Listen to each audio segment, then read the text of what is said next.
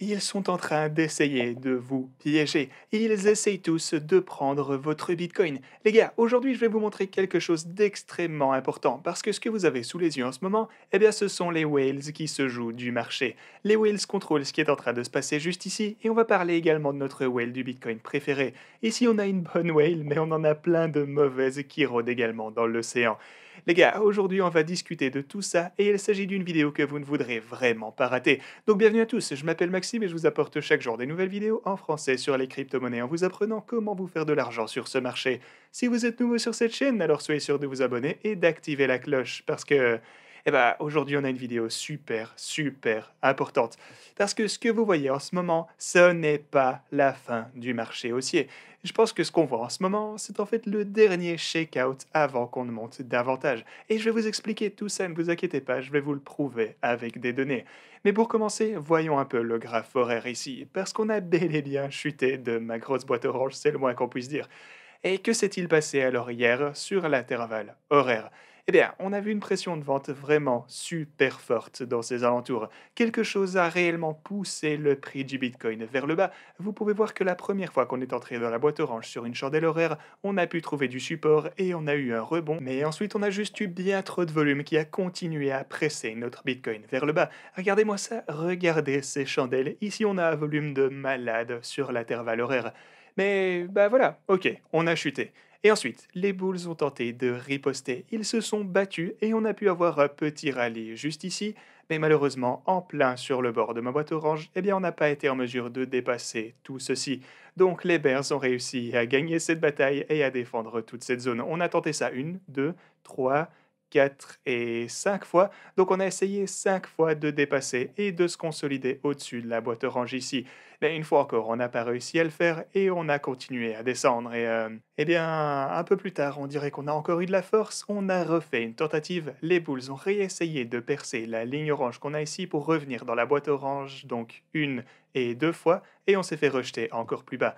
On a tenté une nouvelle fois quelques heures plus tard et on s'est fait rejeter à nouveau. Donc voilà les gars, il faut que je sois honnête avec vous tous. En voyant tout ça, à ce point, il semblerait probable que, étant donné qu'on ne parvient même pas à revenir dans cette boîte orange qu'on a ici, eh bien il me semblerait probable qu'on ne voit encore de la baisse ici pour le Bitcoin, donc peut-être 55 000, et ensuite vous avez le gros niveau de support ici en bas, 51 500 dollars.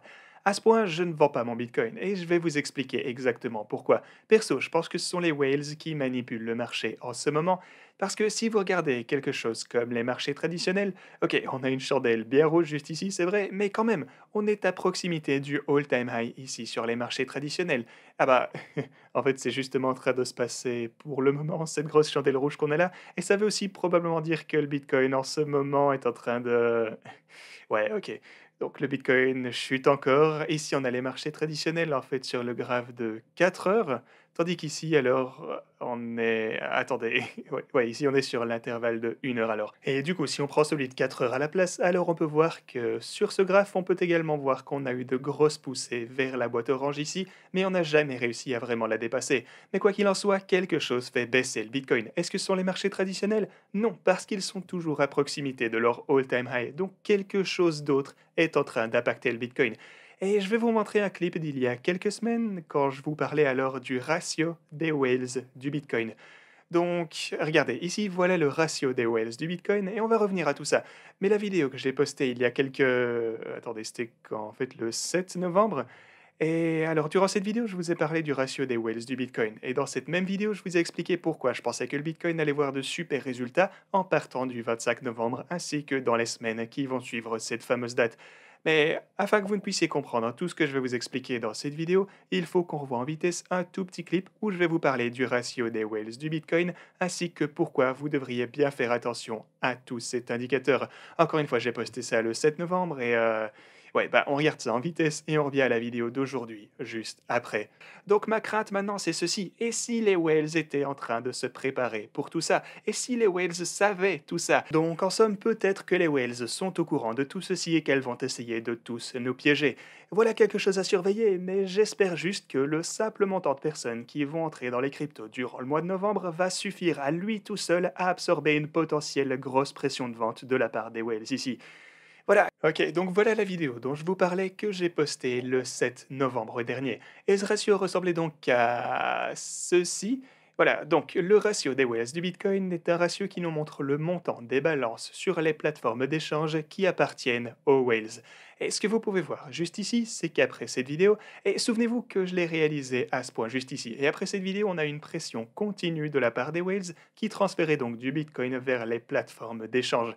Et en fait, on a même atteint un all-time high juste ici, il y a quelques jours seulement. Du coup, si vous aviez surveillé tout ça comme je vous le conseillais, eh bien ça aurait pu être un super bon avertissement pour vous tous. Mais qu'est-ce que ça nous indique en fait? Eh bien, en gros, ça nous indique que beaucoup de whales ont transféré du Bitcoin vers les plateformes, et ce, possiblement pour tenter de déstabiliser le plus de personnes avant de voir la grosse course à laquelle je m'attends, ici, après le 25 novembre. Le truc, c'est que tout le monde était optimiste en novembre, pas vrai? On est tous bullish pour le Bitcoin en décembre pour la suite. Donc là, ils tentent simplement de grappiller tout ce qu'ils peuvent une dernière fois. Ils essayent de faire en sorte que les personnes qui utilisent trop de leviers se fassent avoir.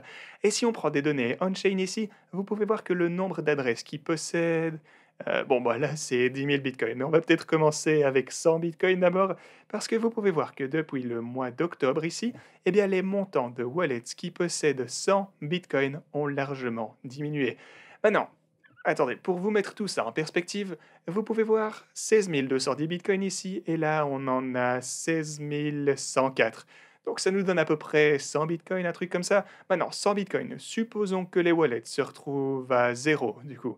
Eh bien, 100 bitcoins vendus à une moyenne de 60 000 dollars, bah, en fait, on n'a qu'à prendre ça, on peut faire les maths. 100 bitcoins fois 60 000 dollars, forcément ça nous donne 6 millions de dollars, mais ensuite vous devez également faire fois 100 vu qu'on est passé de 16 200 jusqu'à 16 100 en gros.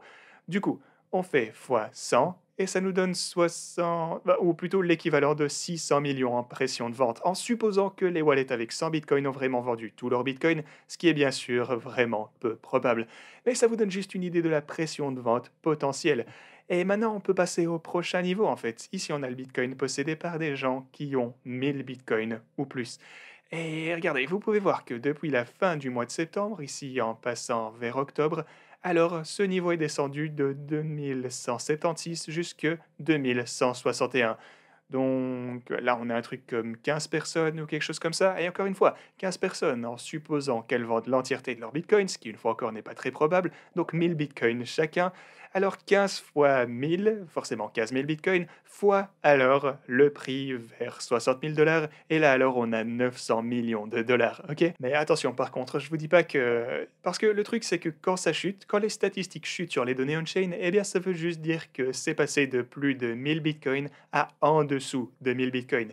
Et ici, bah, le truc, c'est que c'est juste une fourchette, c'est pas super précis, parce que même s'ils passent en dessous, ils peuvent se retrouver n'importe où entre 1000 et 9999 en gros, qui serait donc le prochain niveau, juste ici.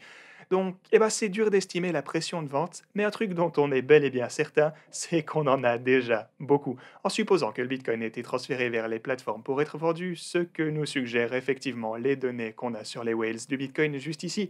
Et qu'en est-il de notre whale alors? Eh bien, cette whale en question, comme vous le savez, a tendance à accumuler au niveau de support, et c'est également ce qu'il a fait récemment.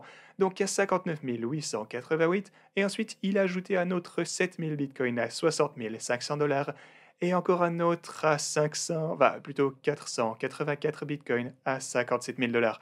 Donc ce que je veux dire, c'est que notre whale du bitcoin, le plus gros holder de bitcoin qui, bon, en tout cas qui est public et qu'on connaît, eh bien, il accumule vers ici à toutes ces boîtes. Donc perso, je suppose qu'il va continuer à accumuler du bitcoin alors qu'on descendra ici, et définitivement à la boîte orange à 51 000, si on devait y arriver, alors je pense qu'il va aussi accumuler davantage. Donc en tout et pour tout, ce que j'essaye de vous dire avec cette vidéo, c'est que je pense que les données nous indiquent juste ici que la pression de vente en ce moment ne vient pas du tout des investisseurs particuliers. Ça ne vient pas non plus de holders au long terme qui ont décidé de balancer leur bitcoin ou quoi que ce soit. Non, ce qui est en train de se passer, c'est que les whales transfèrent des gens qu'elles transfèrent du bitcoin vers les plateformes pour vous faire peur. Elles essayent de provoquer une dernière perturbation parce que je pense bien qu'elles savent aussi, ou enfin en tout cas je pense qu'elles pensent aussi qu'on va passer dans une grosse course ici à la fin de novembre ainsi que le début du mois de décembre.